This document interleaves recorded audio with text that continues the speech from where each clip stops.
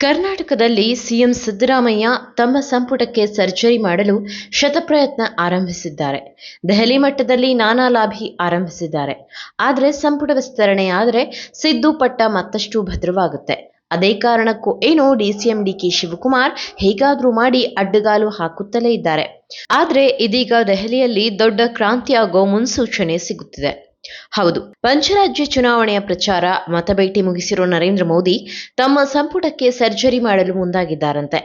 ಈ ಬಾರಿ ಯುವ ಮತ್ತು ಅನುಭವಿಗಳಿಗೆ ಪಟ್ಟಗಟ್ಟಲು ಮೋದಿ ತೀರ್ಮಾನಿಸಿದ್ದು, ಯಾರೂ ಊಹಿಸದ ನಾಯಕರಿಗೆ ಮಣೆ ಹಾಕಿದ್ರೆ ಅಚ್ಚರಿ ಇಲ್ಲ ಎಂದು ಹೇಳಲಾಗುತ್ತಿದೆ. ಅಬ್ಬಬ್ಬಾ, ನಿತೀಶ್ ಕುಮಾರ್ಗೆ ಲಾಟರಿ. ಬಿಹಾರದಲ್ಲಿ ಮುಖ್ಯಮಂತ್ರಿ ಪಟ್ಟ ತೊರೆದು ಬಿಜೆಪಿಯ ಸಾಮ್ರಾಟ್ ಚೌಧರಿಗೆ ಪಟ್ಟಾಭಿಷೇಕ ಮಾಡಿ ರಾಜ್ಯಸಭೆ ಸಂಸದರಾಗಿ ಆಯ್ಕೆಯಾಗಿರೋ ಹಿರಿಯ ರಾಜಕಾರಣಿ ನಿತೀಶ್ ಕುಮಾರ್ ಈ ಬಾರಿ ಮೋದಿ ಸಂಪುಟ ಸೇರೋದು ಪಕ್ಕಾ. ನಿತೀಶ್ ಕುಮಾರ್ ಈ ಹಿಂದೆ ರೈಲ್ವೆ ಸಚಿವರಾಗಿ ಕೆಲಸ ಮಾಡಿದ ಅನುಭವವೂ ಹೊಂದಿದ್ದಾರೆ.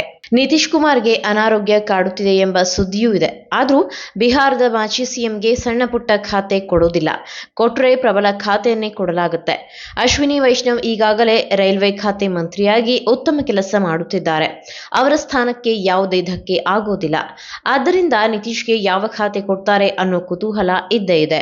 ಆಪರೇಷನ್ ವೀರ್ ಚಡ್ಡಾಗೂ ಮಂತ್ರಿಗಿರಿ. 2027ರಲ್ಲಿ ಪಂಜಾಬ್ನ ವಿಧಾನಸಭೆ ಚುನಾವಣೆ ನಡೆಯಲಿದೆ. ಆ ನಿಟ್ಟಿನಲ್ಲಿ ಪಂಜಾಬ್ಗೆ ಪಕ್ಕಾ ಪ್ರಾತಿನಿಧ್ಯ ಸಿಕ್ಕೇ ಸಿಗುತ್ತೆ. ಪಂಜಾಬ್ನಲ್ಲಿ ಬಿಜೆಪಿಯ ಒಬ್ಬನೇ ಒಬ್ಬ ಸಂಸದ ಇಲ್ಲ.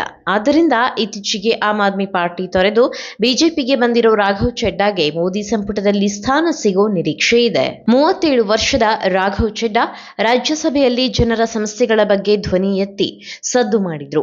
ಏರ್ಪೋರ್ಟ್ನಲ್ಲಿ ವಸೂಲಿ, ಗಿಗ್ ವರ್ಕರ್ಸ್, ಟೆಲಿಕಾಂ ಆಪರೇಟರ್ ಕಳ್ಳಾಟ ಬಯಲಿಗೆಳೆದು ದೊಡ್ಡ ಮಟ್ಟದಲ್ಲಿ ಚರ್ಚೆಯಾಗಿದ್ರು.